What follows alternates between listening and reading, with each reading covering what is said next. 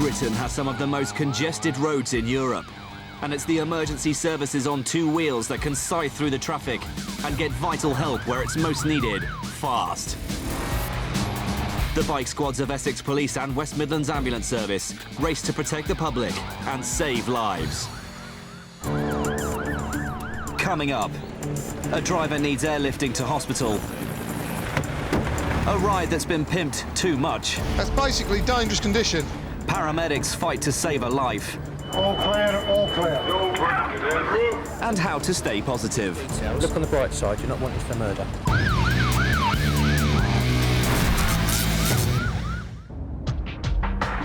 Birmingham. Another 12-hour shift for the biker paramedics. Ready for action, Steve Harris.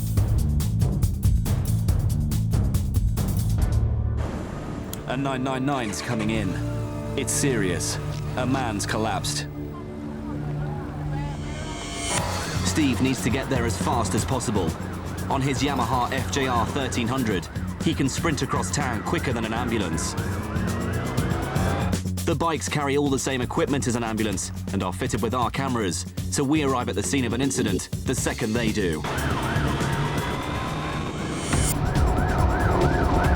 Steve gets an update en route. The man's heart has stopped. A bystander's doing CPR.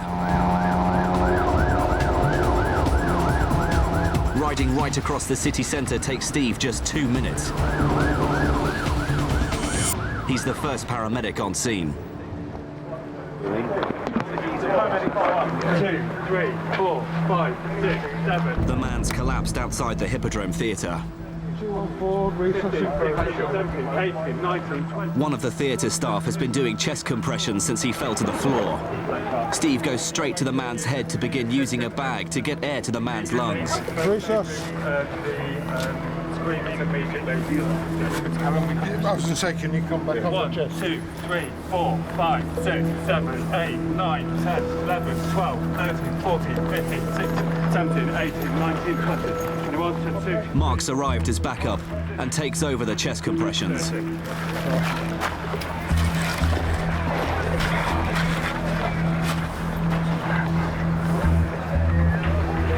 Mark must compress the chest hard enough to squeeze the heart, mimicking a proper heartbeat, pumping blood around the body. Steve's bag will act as the man's lungs. Together they form a temporary life support system.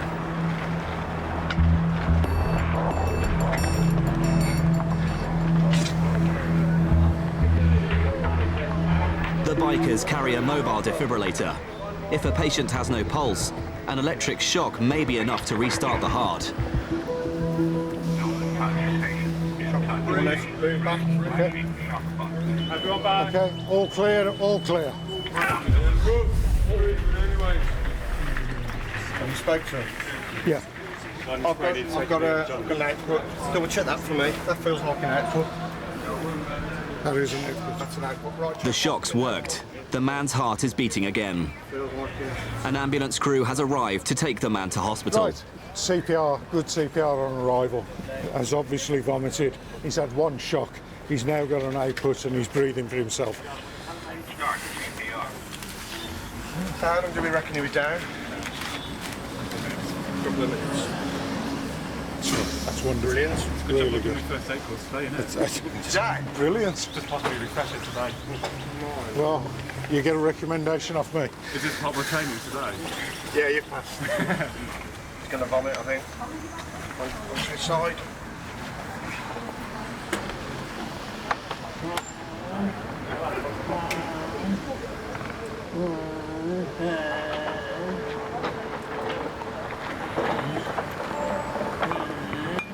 You say?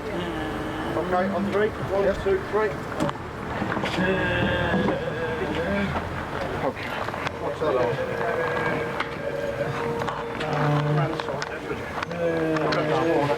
1, 2, 3. Push, push, push, push.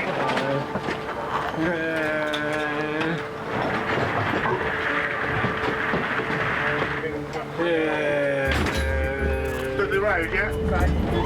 Once that first aider is there within seconds. Hello there. Did you know where you are? Really Westmoreland Ambulance. We're coming in with a post-cardiac arrest alert. One shock, he is cannulated, and we'll be there, excuse me, within about 4 minutes, over. In the ambulance, the man's breathing again. His heart is beating and he's starting to come round. But as he regains consciousness, he vomits again. Vomiting is a common side effect of cardiac arrest, caused by the strain of the cardiac arrest sending the body's nervous system into disarray. The initial CPR done by the theatre staff member may have saved this man's life. Right at hospital, patients is now starting to come awake a little bit and respond to us. With the patient safely in hospital, there's one person Mark and Steve want to thank. Hello, you? he's You sat okay? up, Yeah, how he's is he? talking, he's wide awake, sat up, talking, Really? and excellent result. Really, Oh, brilliant. thank you so much for your help. No, thank you. Excellent Thank you. CPR. And this first aid you did, Yeah, I it's did my today. refresher course today. Yeah. That's it today, so it was. So from very doing surreal. that update, that refresher, Yeah. all of a sudden it's there in front All of you things for in place real. today, and Yeah. it all. Well, there you I go. have to say, from a member of the public CPR, I've never seen a member of the public do such effective CPR as Oh, that. thank you so So, much. thank Thank you. you. Really, really good. Well, thank you. Well, thanks for So letting me proud of know. yourself. Thank you very much. Thank you. All right. Have a good evening. Okay, Thank you very thank much. you. Right. All right, good night. So it's The sooner CPR is started, the better outcome, the better chance the patient has. Doing what he did has ensured that oxygenated blood has continued to get through to the guy's brain. Essex, early Sunday morning at Biker Cop HQ. On patrol today, PC Steve Stomp Allen.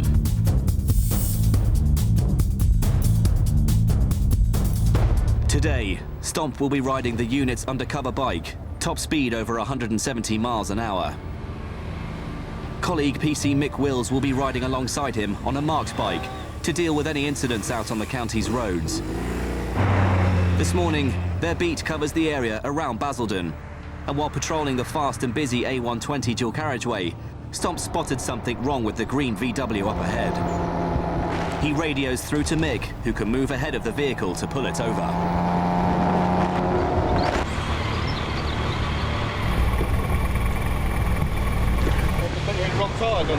Yeah, I know.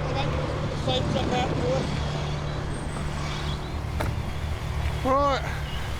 Your car, is it? Yes, mate. Who had the mods done on it? Mate. You. Yep. Right, you got dangerous condition there. It looks like this driver might have pimped his ride a bit too much. The wheel arches are fouling on the wheels, aren't they? Yeah. They need rolling, that's why. Pardon? They need arches need rolling, that's why. I started doing it with a hammer. Nah. Basically they're rubbing on the wheel, on the tyres you They go. don't actually rub at the moment. Right, come around here. Watch yourself on the traffic. You can see, look, it's rubbing, it's catching. Right, okay. That's before, that's Nah, before. I was to lean on that and bounce that would catch. Yeah. I can't even get my finger in there. That's basically dangerous condition. Right, They proper Porsche wheels, are they? okay. Yeah, they are, mate, yeah. Where do you get them from? eBay. eBay. Right. Right, I'm qualified as a vehicle examiner. Right. Okay? For what that's doing, Yep. we can prohibit the vehicle from use on the road. Right. Okay? You're going to get a ticket for it here and now, but you can't do it. What you've actually got is put a spacer between the wheel and the hub. It's pushing the wheel out, and it's also been lowered. So what it's in fact actually doing, as the vehicle goes along, it's bumping along, the wheel arch is catching on the tyre. You can see it on the marks there. Basically, it's dangerous. Eventually, that could rub to such an extent that the tyre could just go pop as he's driving along, in the extreme case. Each year, the police investigate thousands of accidents involving cars with defects, and problem tyres are the #1 cause. You're going to get a ticket for dangerous condition, Right. because that hasn't just that So tyre. fine. £60 and 3 points. Right, lost my licence then. Oh dear. But that is silly. Yeah, right. Okay. And you're going to get it. You're going to get it changed. I will. My other points were on a moped. Will I still lose my licence? When did you get your pass for test? Say on there. 20th of June 2009. So you're going to have 6 points, aren't you, in your 2-year probationary period? Comes up in June, I think. I'm allowed 12 in it. Basically, what you'll do is you'll get a letter through from the DVLA. They will, if you get 6 points within the 2-year period, you've already got 3. Yeah. Oh, 4, because you got we 4. had a bit of trouble with sending off the licence and now they give me an extra point for it. So. Oh, right. Because you hit that 6-point figure within 2 years, DVLA will probably then write to you and say that your licence is, you've been revoked and you're now a provisional licence holder again. Okay? This is the reason why it's your age group is probably the highest risk group on the road, because I'm not going to say you're stupid, but you're young, you're keen, and you don't necessarily realise what the dangers are. And we want you to realise what the dangers are, okay? Yep. So that's why your insurance is also so high. Tell me about it. Yeah.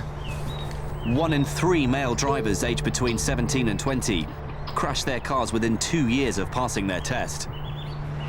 Could I appeal and say because I'm a worker now I still need my licence if they'd let me keep it, or when I take the licence, I think... am I going to get a ban, basically? No, you're not getting a ban. Right. You will become a provisional licence holder again. So I'll go for my test again? Yeah.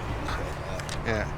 You can appeal the matter by taking the matter to court and hoping the magistrates don't issue your points. I mean, I drive to London and back every day. Well, that's the one for the fine notes. If you want to appeal it and take it to court, you fill that in and send it in. But I will warn you, if you go to court and get convicted, all the penalties are subject to the magistrate's discretion, and they may fine you more, they may fine you the same, they may give you the same points. So it's down to them. So you take a chance if you go to court. Okay, now get it home, get it off the road, get it sorted, please. He has modified that vehicle to such an extent, it's a danger to himself again and anyone else out there. He knows what he's done and what the problem is. They shouldn't interfere with a vehicle, not to that extent. He was aware of the problem. So I decided to issue him a fixed penalty ticket, £60 and 3 points. And it's harsh, I know, but they are young male drivers. Statistics show they are the biggest group and the biggest risk out on our roads.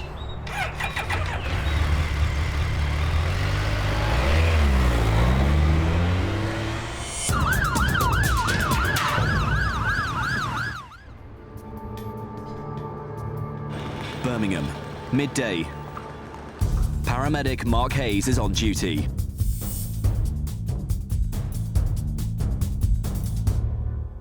Got a call into the city centre, Corporation Street, somebody fallen.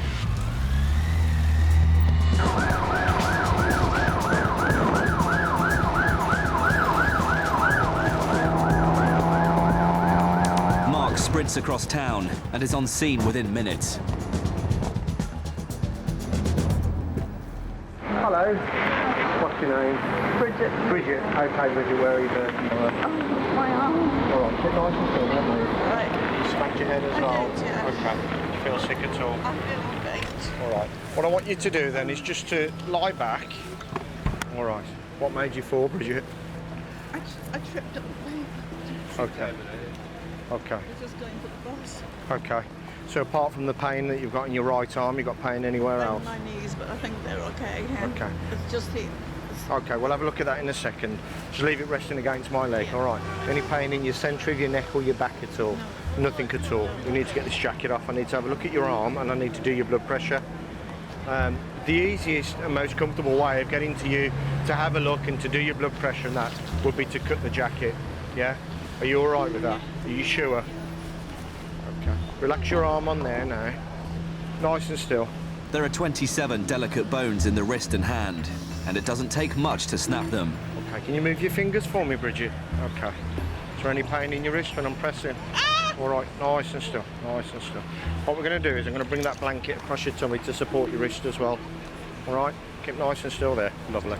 Okay, going to do your blood pressure now. Just relax. Bridget, at the moment, scale of 1 to 10, 10 being the worst pain ever, what score would you give it? 7 or 8. Okay. Just going to go tight on your arm, okay? Are you allergic to anything? No. Apart from falls? First one, I hope it's the last. Yeah. Okay, your blood pressure's good. What I intend to do is to pop a needle into your hand, yeah, and we can give you something for the pain. All right, we'll give you some morphine. Yeah, I need you to tell me if you start to feel any difference. All right? We've still got a way to go yet, so. All we're going to do is hold fire at that. What score would you give the pain at the moment? About 4, 3, 4. Let me know if it changes at all. All right. An ambulance arrives to get Bridget to hospital, but first they've got to get her off the ground as painlessly as possible. What I want to do is just support your arm from the elbow to the hand. A vacuum splint will support the wrist. Relax your hand out. Sorry, did that get in you in the eye then? She's got an eye injury as well. Right eye. I do apologise. Okay. Right, you're going to feel it go tight around your arm and your hand. Right, is that tight in your arm now? I think that's enough. Okay, we're going to sit up after 3. 1, 2, 3. Slowly does it. Slowly does it. How do you feel? Bit wobbly? Told you would. All right. Okay. 1, 2, 3, and push.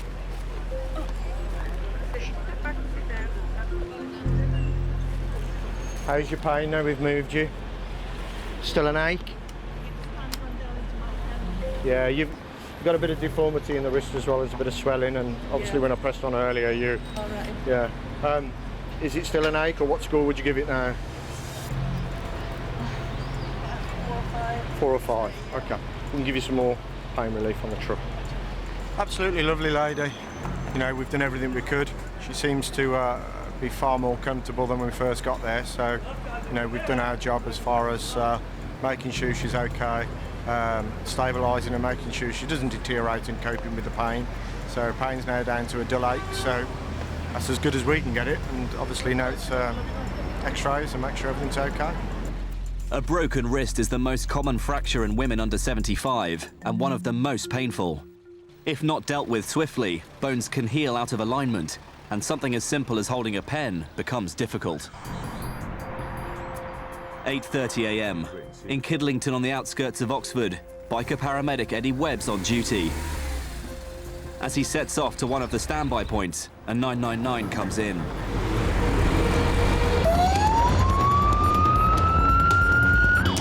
Miles away, 2 cars are reported to have collided at more than 50 miles an hour, and one driver's in trouble. Eddie needs to get there fast.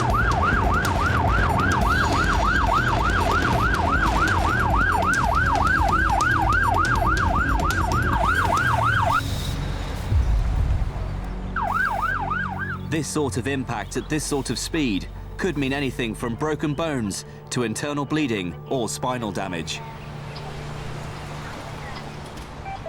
Yeah, 299 there, just initial sit rep, 2 vehicle RTC, TVP on scene, Oxfire being requested, and second crew. We've got the helicopter coming. Yeah. Right, what we've got. Seatbelt was worn, has hit the windscreen. She's got some facial injuries, all teeth are in place. She's complaining of some chest pain. Right foot, clearly got possibly fracture dislocation. Just pop this around your arm for a sec, all right? Rachel, wasn't it? To minimise the risk of paralysis, Rachel must be kept absolutely still. Right, Cliff, maybe a sharp scratch on your arm here. With potentially serious injuries, an air ambulance is going to be the fastest way to get her to hospital. Yes, star, well done.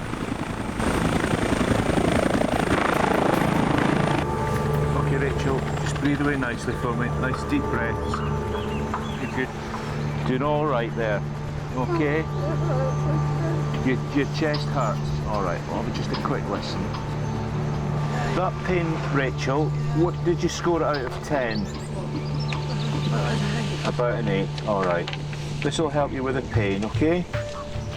Rachel could have hit the steering wheel at over 60 miles an hour and may have crushed her ribcage. Eddie needs to give her morphine. There's only one way to get Rachel safely out, and that's down to the fire brigade. I think the pedal's going to have to come off. Certainly the roof's going to have to come off for electrification. Okay. How are we doing? Do you feel pain easing a bit? Not really? All right, we'll give you a little bit more. This might just make you feel a little bit woozy, all right? Yeah. Right, Rachel. Fire service is going to have to take the roof off to get you out, okay? So there'll be a lot of noise and movement, but you're perfectly safe, all right? We'll make sure that nothing gets near you, all right? Every second counts, but this is a delicate operation. Eddie must keep Rachel calm throughout the ordeal. All right, Rachel, I'll come under here with you as well, all right? This is just to protect us from the glass, okay? I'm here with you. All right. You're doing really well, Rachel. Doing really, really well. Right, Rachel, what I'm going to do now is just pop this mask on. It's just oxygen, all right? Good girl, well done. Hold on to my fingers if you want. That's a good girl. It's all right, try not to worry. Just making it easier for us to get you out, all right? Because we don't want to move you from the position that you're sitting in, so we want to try and keep you as straight as we can, all right? You're doing really, really well. Good girl, well done. We're going to see daylight in a minute, all right? Because we're just about to take the roof off. So it'll get very bright, but that's nothing to worry about. There we go, that's daylight. After 10 minutes, the roof's off and they're ready to get Rachel out. What we do is when we're ready to slide up the board, if I take the foot, yeah. If I get my hands and knees, I'll take the foot, I'll support the foot, and we'll splint it when it's out, yeah? Yeah. All right, Rachel, doing really, really well. I'll wait till she's on the board. A board is slid behind her, ready to move her inch by inch. Rob, just going to give her another 5 morphine if that's all right. Please do, yeah, please do. Can I just squeeze in here a sec, just to get to that arm? You're all right there. All right, Rachel. Just a little bit more painkillers, Rachel, okay? How are you doing? How is the pain? What's the pain out of 10, Rachel? About a 6, all right. Just keep your hand underneath that. Doing all right, Rachel? We've got somebody in here with... You all right, Rachel? Ready, steady, slide. Well done, Rachel, well done. Readjust. Everyone happy? Yeah. Ready, steady, slide. Okay, well done. I'm going to keep hold of this leg, all right? Okay, we're going to go straight out. Is that Danny? Away.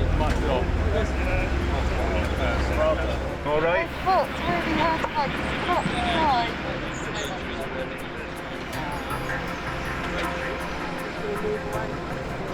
Right, ACF. He's been told.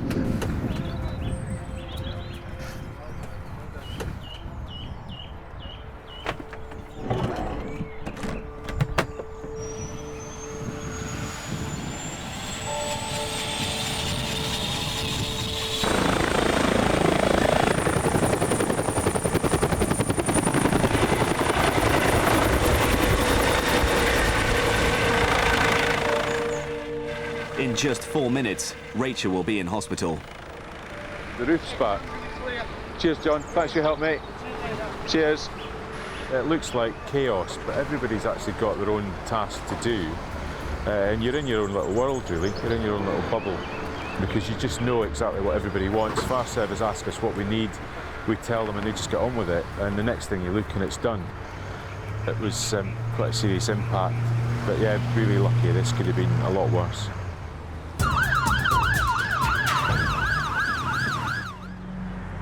Essex, mid-afternoon, and the school run's making the county's roads even busier. On patrol, biker cop Ray Jeffrey.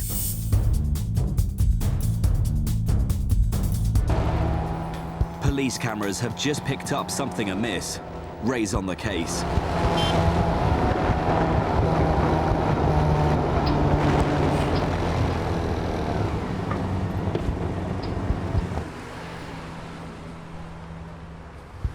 You all right? Yeah. Shan't keep you too long. There's a number plate reader back on 3rd Avenue and it's pinged up that the driver of this car may not have a licence. Oh no, I do. Have you got one, love? Provisional. Sorry? I'm on a provisional and she's got a full licence. Oh, okay. So. Where are your L plates then? They flew off and I've been trying to get up. Well, we're supposed to get some more today. We went to Wilkinson's. Let's get your details. If you are driving it without L plates, you're driving it without a licence. I'm going to do some additional checks just to make sure there's nothing else. What's the time? I'm aware the MOT's run out on the car though.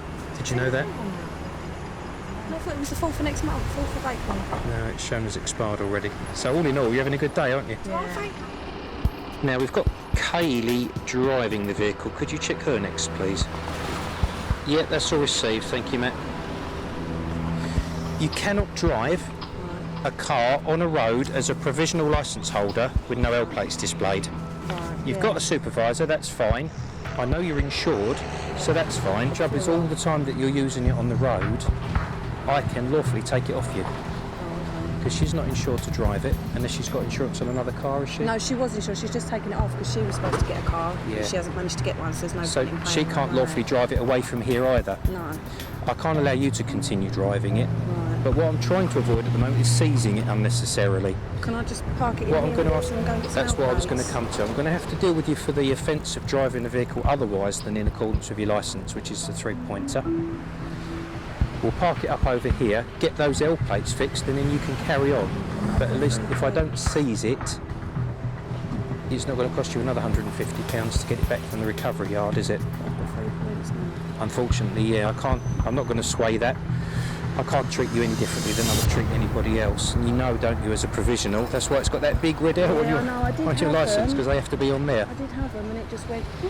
Look on the bright side, you're not wanted for murder. No, but I've just paid £800 out for the car and I'm on benefits, so... Blimey. Motoring is very, very expensive, as you're finding, isn't it? I'm going to deal with you by way of a ticket.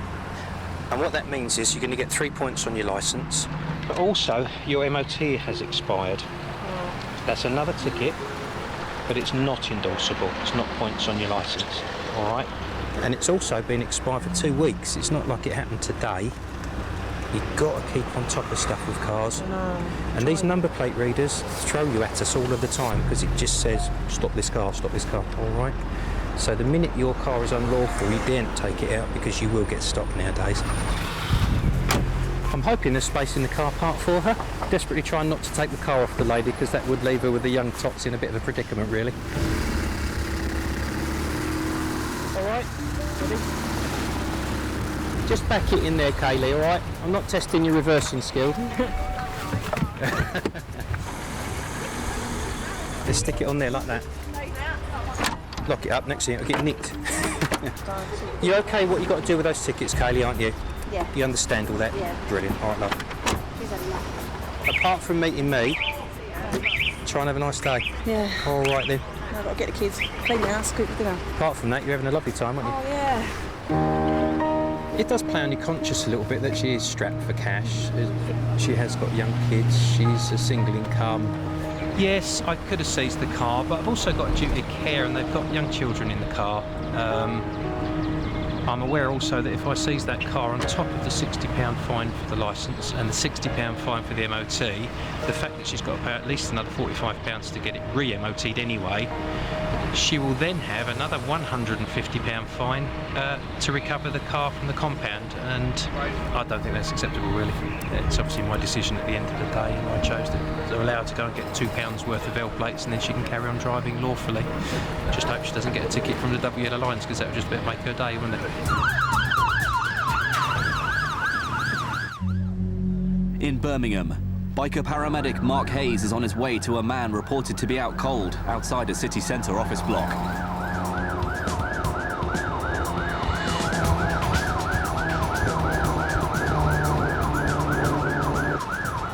How you doing? Where are we?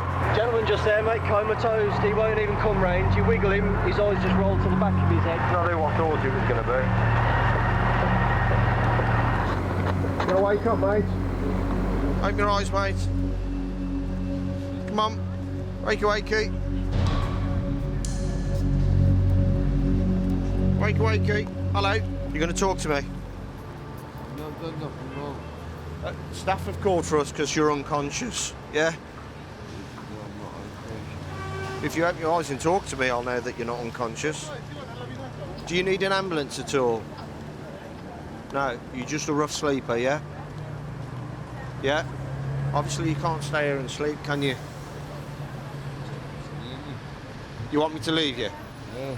Police issues. The man appears not to need medical care, but he can't stay here. Mark will have to call in the police. Paramedic, police cameras or any PCSOs on the air? Your police cameras answering. Thank you, it's Mark, paramedic. I've got a gentleman on the floor. He's been rough sleeping. He's not cooperating with myself. It's a job for police. Yeah, that's understood. No problem. I'll pass it on for you. just to let you know, unfortunately, we've had to pass it over to the police, mate, because you're in a public place and we're going to keep getting called out. So the police are en route.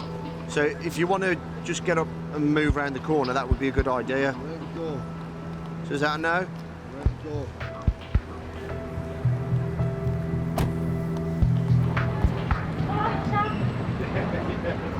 Hello, mate. Hello. Hello. I met you the other day, do you remember? No. You're going to move for us and we'll take you somewhere else. You're taking my bed off me and you're making home. You can't stay here. I will stop taking my bed off me. Sit up. Yeah, I'm going, right? Okay, go on then. You need to get up. Come on. We ain't staying here, are we?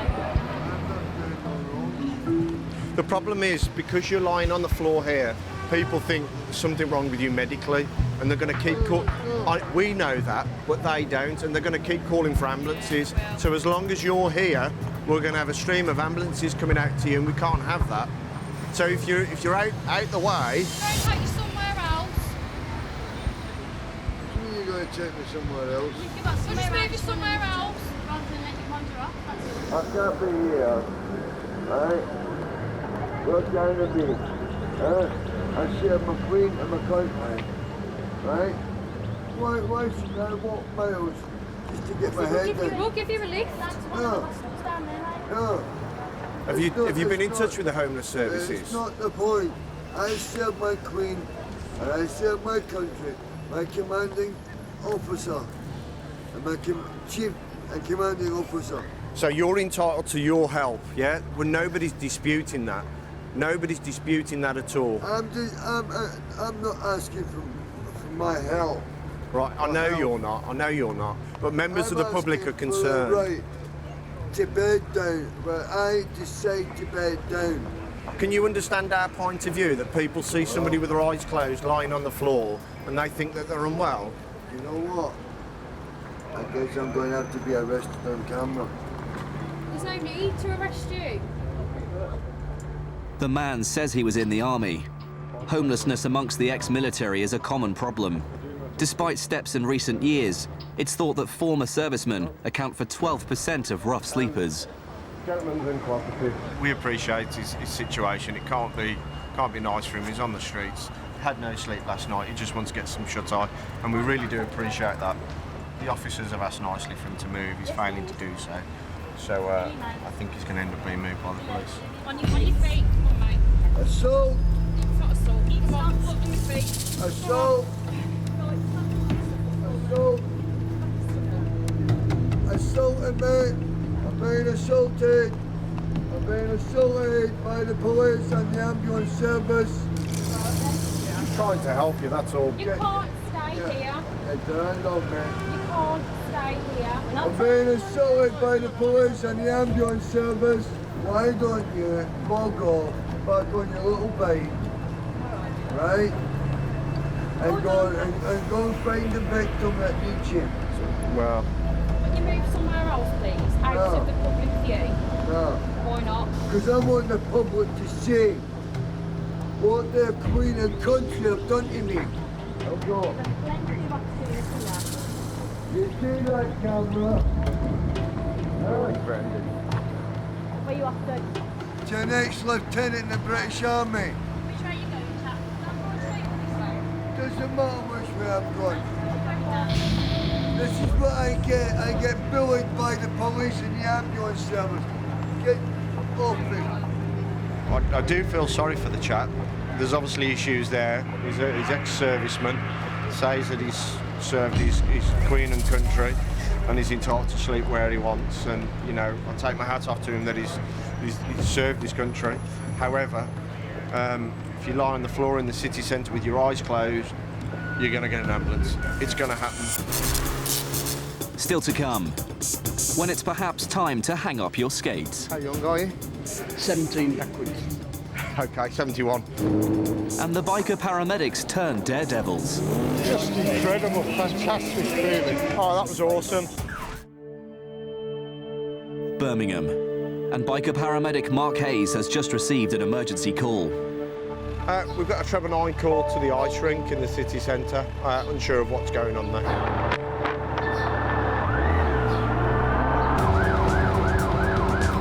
It's thought that more than 8,000 people are injured every year on UK ice rinks.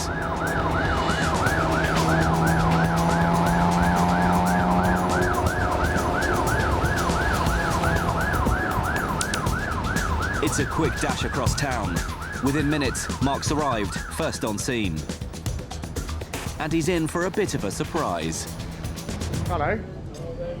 How are we doing? Okay. What's your name? Alan. All right, keep nice and still. My name's Mark, all right? Yeah. What I'm going to do is just move you over here out the way, if that's all right. I was skating happily and then I was on the floor. Okay. All right, and when you fell to the floor and hit your head, do you remember her? Was you knocked out, or...? I don't know, I just fell on the floor and you get up as quick as you can, don't you? Make sure nobody saw you? Yeah. Okay. So you fall and hit your head. How did you feel after that? Sick. Sick? Yeah. Do you feel sick at the moment? Nausea could indicate concussion. Keep still. Do you have any pain in your neck at all? Mark's also checking for damage to Alan's spine. No? Any pain down your back? It's just where the grey is. Okay. You move everything okay? Any pins and needles? No. How young are you? 17 backwards. Okay, 71. What possessed you to go ice skating? Well, I used to go years ago and I brought my grandkids. Doing some stunts, were you? No. Some tricks? No. Can't do it, no. Does that hurt? No? Might need a bit of glue in there. I just want to give this a little clean. It's going to be a bit cold. Gentleman rediscovered ice skating. Doing a triple somersault by the sounds of it, and he's got a little bit of a laceration, nothing too severe. Probably needs a bit of glue on it. But he was complaining of nausea prior to our arrival. He's got a bit of a sweat on, so we're just going to do some checks, pop him up to hospital. A special type of medical superglue does away with the need for stitches. The main entrance, hadn't it, years ago? Tilt back, and down we come. I walked in, I'm coming out in style. There we go. Alan should soon be right as rain and has inspired Mark. We go out to so many different situations and so many different age groups. And you get your people that's sitting at home that, you know, won't do much, you know, might have a few medical conditions, but they use that as a reason to stay at home and, you know, limit their life. This chap is 70 years of age, and he told me, what's a 70-year-old supposed to feel like? He doesn't feel like he's 70. So he's out doing it, and I take my hat off to him.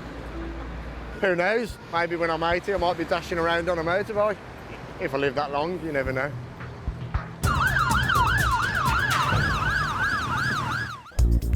Biking isn't just part of the job for Steve and Mark. It's a lifelong hobby and passion.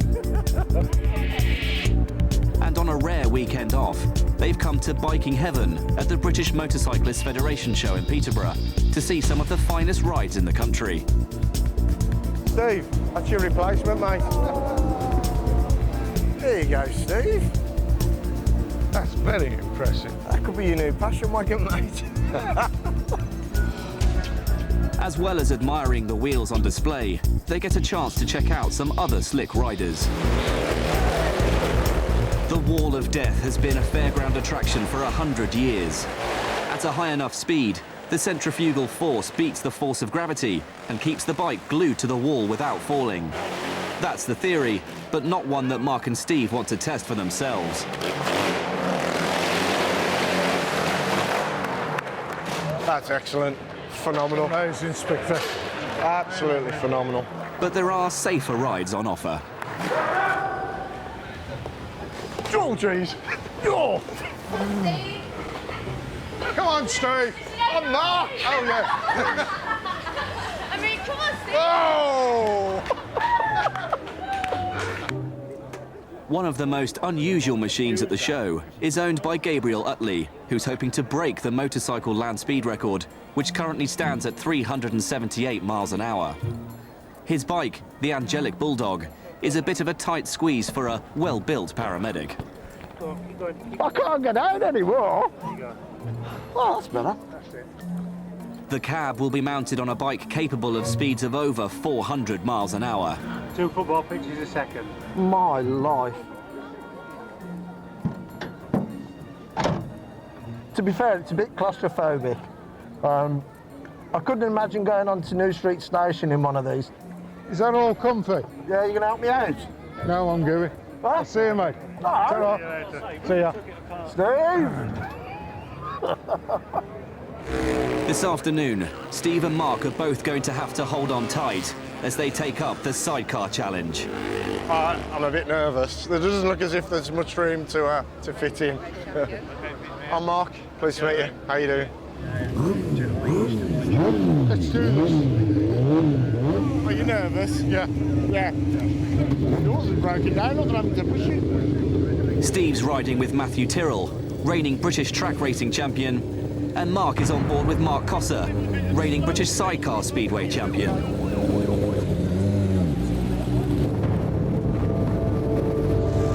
The riders take it slow at first, but that doesn't last for long.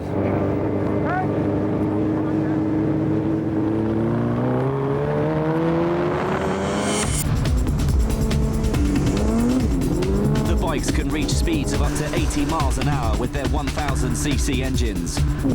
The bikes have no brakes, and the passenger is supposed to lean into the bends to help steer. Steve had better hold on tight.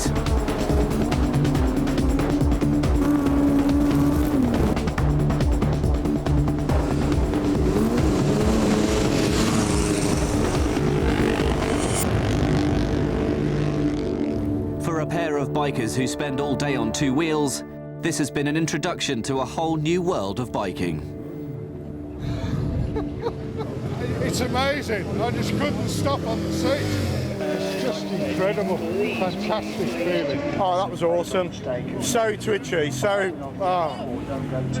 You've got to have faith in, obviously, the rider, and obviously he's an excellent rider, but so nervous. The last thing for Mark and Steve to watch is a stunt show. But this time, they decide not to get involved. That's cool. Where's the brake?